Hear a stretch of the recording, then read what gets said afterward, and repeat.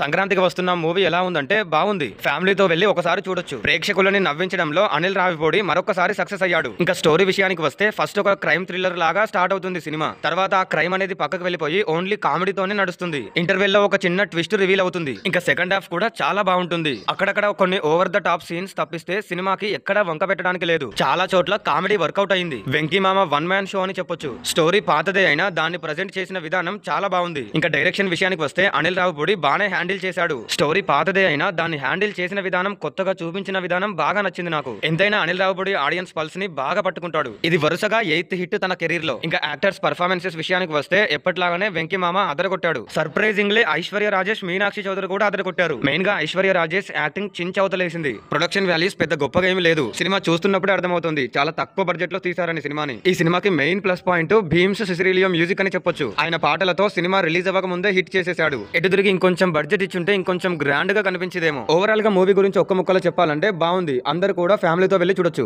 ఈ సినిమాకి నేను ఇచ్చే రేటింగ్ 3.7 out of 5. ఈ సినిమా కూడా F2 లాగా పెద్ద హిట్ అవుతుంది అనిపిస్తుంది.